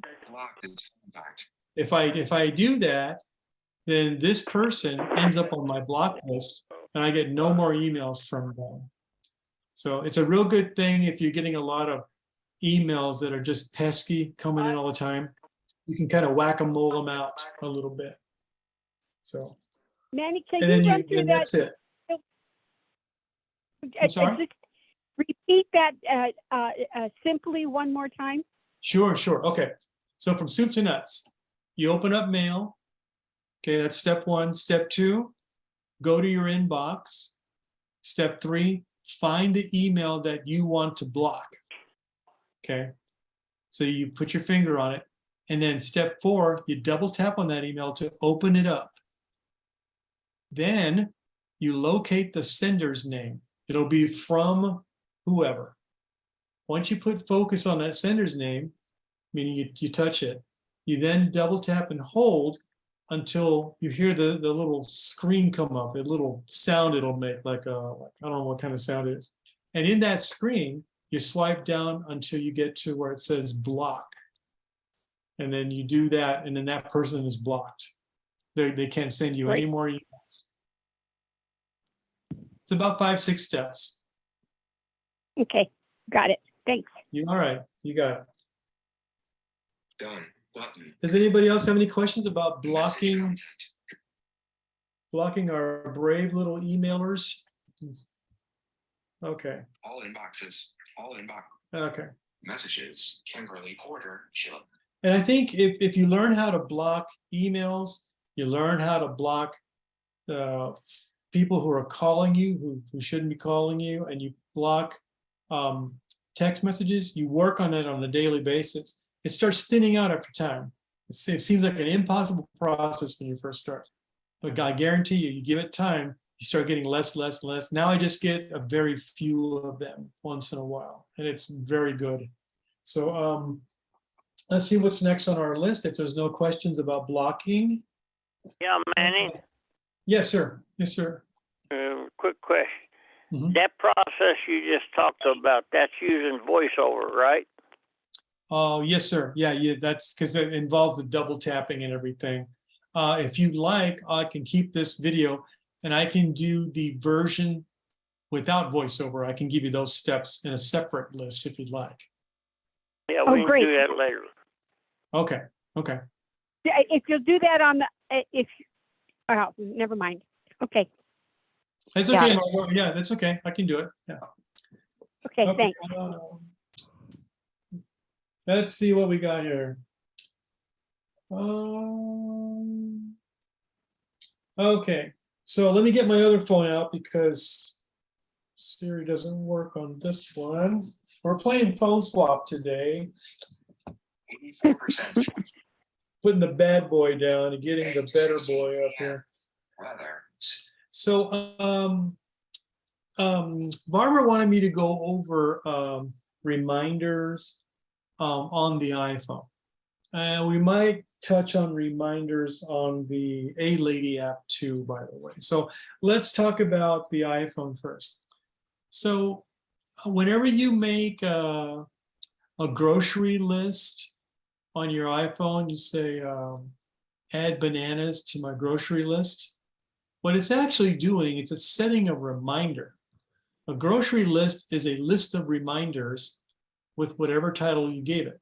So if you're doing a grocery list, you could put bananas, apples, and carrots, cauliflower, peas, broccoli, and those will all be separate reminders. And your phone can remind you to get those items when you're at the grocery store.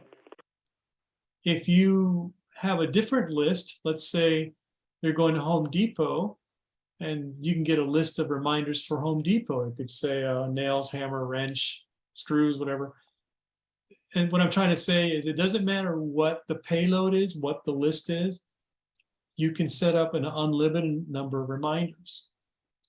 And let's say an example of a grocery list. All you got to do is tell it to add whatever it is to your grocery list, and it will then stick it on your grocery list.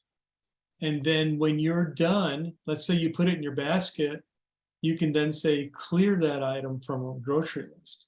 Now, I've been having trouble with it lately, and it might be due to the iOS 16 implementation. I know that I was with Bobby Young earlier this week, and we were working on that, and it was not working very well, but it used to. So I don't know what happened. So if you guys want, I can demo it for you. Let's see here. Try again. Hey, Manny, can I interrupt? Yes, ma'am. This is Bobby. Hey, Bobby. I had a brainstorm after we talked about that, eliminating one of the items from your grocery list. Yes, ma'am. I haven't tried it yet, but it just dawned on me today or last night or something. Didn't we say mark bananas complete on my grocery list? I think you're right. I think I forgot to use the keyword mark or the verb mark. So, you know. Mark bananas complete Yeah. on a grocery list. Thank you for that, Bobby. I'm going to try that tonight, and I'll either get real embarrassed or it'll Yeah, I'm just going to try it after a while too. I think that works now. All right, so let's take a look here. 8:19 p.m. So what I'll do is I'm going to bring up Siri and say, add bananas to my grocery list. All right, I've added it to your grocery list. All right. So she said she added it to my grocery list, in case you guys didn't hear that. So I'm going to ask her what's on my grocery list. What's on my grocery list? You have 6 reminders on your grocery list: apples, celery, portobello mushrooms, grapes, avocados, bananas. See that? I'm a healthy guy. So note that she said you have 6 reminders on your grocery list. So these are all reminders. They're just grouped in a thing called grocery list. Now we're going to try Bobby's idea, because now Bobby's teaching me just like Barbara. So we're going to go in here and say, mark bananas is clear. Let's see if that works. Mark bananas as cleared. I didn't get that. Did you try again? Hold on a second. Mark bananas as complete. cleared. The word was complete. Complete. Oh, hang on. Oh, we're thinking complete is a better word. Let's try that. Yeah, hang on a second. Mark bananas as complete. All right, bananas has been marked as complete. Ding, ding, ding, ding. Yahtzee. That's it. Yeah, Bobby. Atta girl, Bobby. For that, you get a free lesson. You get a gold star, Bobby. Woo! Bobby got a You're gold gonna star. get some bananas. Yeah, what's wrong with the 88-year-old's memory? You know, Bobby, this whole thing was driving me bananas. You know, it was crazy. All right, so it's mark the item as complete. Everybody remember that, because yours truly doesn't have a very good memory. Oh. Oh boy, what's a living? So does anybody have any questions about reminders? They're really Yeah. just list How do items. you do a different list? You did groceries. Oh, yeah. Now you're going to Home Depot. Can you start another list? Oh yeah, you would just say add chainsaws to my Halloween list or whatever, you know, or to my hardware list. You would just say that. Yeah, I'll try it. Add chainsaws to my hardware list. I didn't find a hardware list. Do you want to create one? Yes. I said yes. Okay, add it to your hardware list. So I got a hardware list with chainsaws on it. So it doesn't matter what the list is called or what you put on it. All it knows how to do is create a list name, and it just sticks a bunch of stuff under it, whatever you say. And very important, mark each item as complete. And that's very important. That's what I learned this week. Thank you, Bobby. That was very good. Teamwork, teamwork. Yeah. I knew Bobby had my back. So Yep. Okay, any more questions about shopping lists / reminders? So Manny, once you create the list, then Mhm. to bring that list up, obviously you have to call it my grocery list or my Home Depot list. Correct. Yeah, you have to ask if you're using Siri to call it up, you have to tell Siri Okay. that you want to know what's on your hardware list. Like in this example here, let me try it. Try again. Okay, hang on. Weather. So I'm going to ask her what's on my hardware list. What's on my hardware list? You have one reminder on your hardware list. Chainsaws. So yeah, chainsaws and applesauce. So there it is. Manny, that's all nice and good when you put all that on there, but I have gone to like Walmart and I don't have any internet service. You don't need that. I don't? Not for reminders, because they're stored on your phone and they're replicated to your iCloud. So when it's looking at your reminders list or your grocery list or whatever you want to call it, it looks right on your phone. They should be right there, ready to go. So Oh, it doesn't need internet. oh, that's great. Thank you. Yeah. Yeah, you have no problem. You're welcome. Perfect. Good question too, by the way. Okay, I have another show and tell. And this one is the the Amazon smart plug. Now, Amazon what? smart plugs. Yep. So what you do is you plug these into the wall, and then you can plug a lamp, a radio, a coffee pot, whatever you want into it, and you can control it with your A-Lady device. Now, the box looks like this. They're kind of rectangular, and they're three-pronged, and they fit right over the faceplate. They don't jut out beyond it. And I recommend these because these are the only ones that ever worked for me. I purchased a set with a name brand KAZAA, and there was 4 for like $20. Complete crap. Okay, I had to unplug them, plug them in all the time to get them to even work. I stuck 2 of these Amazon plugs in, and I've never had to reset them or move them or do anything. They just work, and that's what you're paying for. So this last week when I bought 2 more, because Christmas is coming up and I got to control my Christmas tree because I'm too lazy to go down and plug it. So I'll put it up into this thing and I'll tell the A-Lady to turn my Christmas tree on and on. And right now these things were half price. They're like $12. You still think that's a lot, but what you're getting is a very, very good device. Highly recommend the Amazon plugs. And if that's not good enough, you can check a box to say, configure it with your stuff, and it'll come to your house pre-configured. All you gotta do is plug it in and just tell the A-Lady it's there. You don't have to do this downloading an app and configuring it and doing all weird stuff to get it to connect. It just connects right away. And really good. You didn't tell me that. Oh, Yeah. Wow, that's So neat. that's worth the price of admission right there. Yep. So, now they had them on special. They're usually $25, and that's pretty steep. That's why I hesitated, but I did buy 2 before. I bought these two for $25. They had them half price. You know, they're way overpriced, but they're so good. They're kind of worth it, because otherwise you're going to be futzing around with an off brand that works sometimes and doesn't always work well. And you got to unplug them and then plug them in to reset them. So you're going to be chasing that thing around a lot, where you can just buy this and be done with it. So it's my story, and I'm sticking to it. And the other ones to set them, we had to remember, it was a pain in the butt. It was like, Oh, yeah, you set up third-party ones, not Amazon. You gotta download their Yeah. app, and they got this weirdo connect thing, and then you gotta bring in your password from your Wi-Fi in. You gotta remember Yeah. that. It's a crazy mess. Manny, we're starting to run out of time. Can you go over the Alexa app? Sure, that's on the list. Yeah, let's do that. Absolutely, Barbara. Sorry about that. Okay.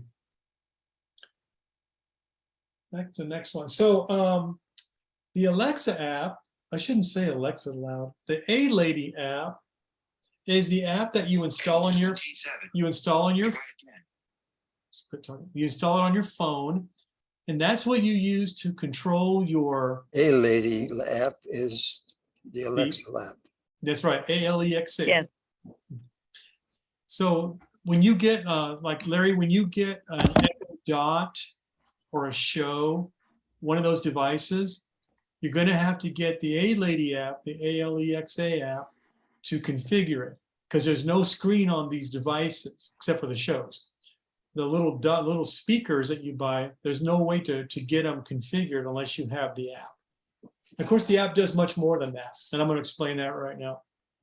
Okay, so 8:28. Try again. let's get in there. Face ID. Doc. Seeing AI. Double H2 of 4. Amazon Alexa. Double tap to open. So the app is called Amazon Alexa. Okay, Amazon Alexa. open that up. We'll give it a second here. House from the SI app to and left the meeting. Okay, so just like any other application on the phone, it's going to have a tab dialog. At the bottom is your navigation tab. So this first one, Selected. Home. Tab. 1 of 5. that's like any home thing, just collects things together. Like on mine, I have, I don't know what this is. Let's put my finger on it. Tap to enable Alexa. Alexa suggestions picked from your. So you have a button that enables the A Lady, so I can give her a command. I could say like, turn off one of my plugs. Remember that plug I just showed you in the box? I got some that are already connected, and I could tell it to turn one off or turn one on right from this app. So let's keep going. Alexa suggestions picked from your recent visits. So then it tries to figure out, based on your shopping activity, based on when you turn your plugs on and off, based on the songs you listen to, the things you order, yada, yada, yada, yada. And it'll try to give you suggestions. And that's what this whole thing is about. It's like a customized screen for you. So I won't go into all the suggestions, who cares? So that's what that screen does. The next screen is an important one, I think. Let me see if it's the right one here. Communicate. Communicate, Tab. yes. Communication. So your communications allows you to make phone calls through your Echo Dot or your Show or whatever it is. You do that. You can do it even in the app if you wanted to. It's on the phones. It doesn't make sense. But if this was on an iPad, you could click on this button here. Call. You can make a phone call through the A Lady if you wanted to do that. The next one over. Share button. I've never used share, so I'm not sure what that does in this context. Let's skip over that. There's a more important one though. Drop in button. Drop-in's real important. So let's say, Larry, that you're away from home and you want to hear if anything's going on at your house. Well, if you've enabled this drop-in feature, you can then tap on that feature, tap on drop-in, and you can pick the device you want to drop in on. And then the microphone will turn on at your home and you can hear anything that's going on. If you have an Echo Show, like Barbara does, that has a screen and a camera, or like Patty does, you can actually see what's going on in your house when you're away. Patty, you've used that a lot, right? Am I not mistaken on that? So, I use it all the time. Yeah. yeah. So like when Patty and I are away from our homes, we both have the shows. And if, we want to just check in to see if, everything's okay, we check in, and wherever the Echo Show is pointing, the camera's on and it shows us what's going on, and it's listening in too. And if, let's say, if someone's there, God forbid, you can yell at them, "Hey, what are you doing?" You can yell right through the Echo to them. So it's like a communications kind of thing. And that's what this tab is all about, communications. And let me see what this last one is, see if it's relevant here. Announce button. I don't know what announce does. I don't remember what that does. Announce rings the ding dong and it will make announcements to the whole house. Okay, so there you go. So if you have an Echo Dot or many devices, the announce allows you to broadcast whatever, like she said, whatever it is, to all devices in all rooms. So whoever in the house can hear. So, and that's a communications thing. And to make calls, you have to link your A-Lady app to your contacts, but I won't go in too deep for that because it needs to have access to your contacts to make calls to them. So if anybody needs help with that, just let me know and I can help you with that. Okay, so let's see what the next important tab is here. The third one over is Now play tab. So 3 now- of 5. now Control playing- music on your devices. now playing lets you send music out or play music. No big deal. It's just a music player. You can play it on this device. You can play it on your show, your Echo, whatever you want, and you can play it on all of them at the same time as well. So let's go to the next tab. Devices tab. This is a very important tab. This is your devices. So you remember that AC plug that I just showed you? This is where you manage that. So let's go in there. Devices. Devices. And you have categories of devices here that you can manage because you can put a lot of devices on your Amazon ecosystem, you know, like Echo Dots.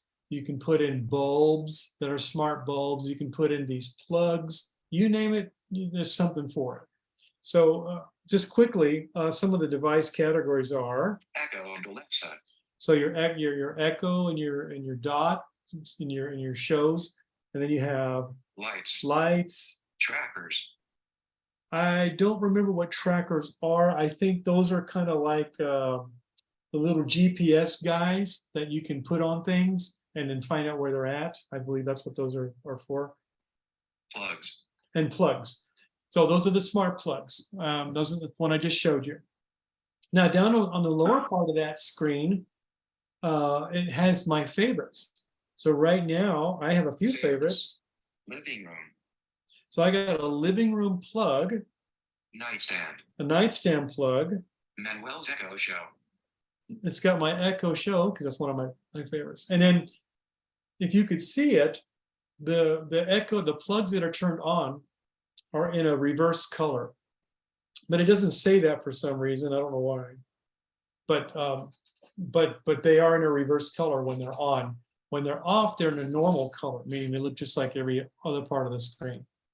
So, and this is where you manage all your devices. This is where you add devices, you delete devices, you can configure devices. This is where you do that. So the last one is another real important screen. This is one Barbara probably wants me to talk about. Selected more. Now this has all of your lists. Let's see what else it has on here. Add a device. Well, let's see what the tab's called first. Selected more tab. Oh, it's just 5. more. Okay. Lists and notes. So you got lists and notes. So let's go in there real quick. Lists and notes. Shopping. So I got a shopping list. I got a to-do list. To do. If I want to see what's in the shopping list, Shopping. I click on it. Black down pointing small triangle. Produce one item. Heading. Sort by. So I've added something to my A-Lady shopping list, which is completely separate to that shopping list we were messing with before with Bobby. This is on my A-Lady device, not the list on my phone. So I just happened to put this on there. Let's see. Bananas M-A-N-U-E-L added. So 7. I really like bananas, so I got them on 2 lists. So that's the monkey coming out of me. So anyway, that's your shopping list. There's more stuff. Let's go back. Lists and notes. Go back one more. We'll get to the good parts because we're getting short on time. Let's see. Yeah, we're getting short. There are 8:30. reminders. Okay, there are reminders, so I won't go into that. Those are just like the reminders we talked about before, but they're on the A-Lady, and they'll list them out here if you go into them. Routines. And I'll stop on this one. There's more below this, but this one's called routines. This one's important, and I should go real quick. Just give me 2 minutes. So routines are just that. So if you want your plug to come on at 6 p.m. or when it gets dark, you can set up a routine to do that every day. And without you doing anything, your light will come on automatically. And if you want it to go off like at midnight, when it thinks you're in bed and you're not out in front of the light, it'll try to turn it off at midnight. These are called routines, and you can do a lot of different routines for a lot of different things. So I'll stop there because you know me, I'm long-winded. I'll go all night. So maybe we'll continue with the other stuff in another class. There's more stuff below this, but Right, you want to get the gist of but it. what people have to understand that you have contact with your A lady anywhere. So Mhm. the first thing you can do is double tap, like I was in Oregon, and he'll go across. Not only could I give it commands, I could talk to Hunter. 90%. But the other thing you can do with it, if you keep going, you can play the last piece of music that you played. And if you That's keep right. going, you'll come to your shopping list also. So did you want to try Yes, that it's real very quick? Just go through what you got there right on the very top. Let me go back. Let me go back. 80 to try again. Face ID. I'm sorry. So where are we going again, Barbara? I'm sorry. Okay, Tell me that on one the more time. very top, the first thing when you come to the A lady, we're not talking about the tabs on the bottom. On the Okay. very top, you double tap, Home. and then Tab. she's Select. there, and you can give her any kind of commands. Oh yeah, I actually went over that in the first part of it. Yes, there's a big fat button on there that you can tap right at the top, and that is a mic button for the A lady. And if I do that, let me give it a shot. Maybe it'll work. Let's see here. Alexa. What time is it? Alexa.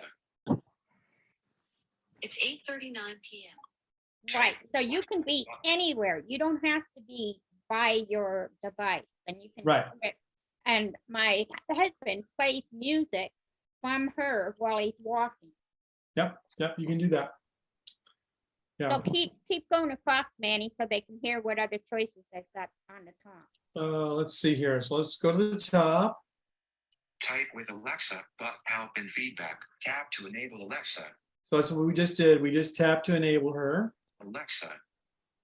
Alexa suggestions picked from your recent visits. More options. Echo devices. Routines. New settings. One light on. Living room button. Actions available. So this is just all my stuff. But if I want to, like you're thinking about playing a song, is that what it is? Right.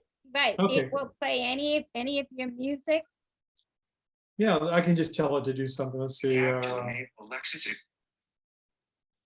Alexa. Play a song Type by with Glenn Alexa Miller. Here's some music by Type with Alexa Amazon button. Music. Diagram, illustrations, script. Oh, there it is. Oh, you didn't get music that time. So you have to pick your device. Pause button. Play button. So like Barbara said, you have so much power between the two virtual assistants, the A lady and Siri. Of course, Siri's dead on this phone right now, but at least the A lady works. So I don't know what that says. So And So the Barb, advantage is that on that shopping list, Hunter can check what I put on it right at the store. correct. And that Hey, works with the Barbara, other shopping can list too. Go ahead, sorry.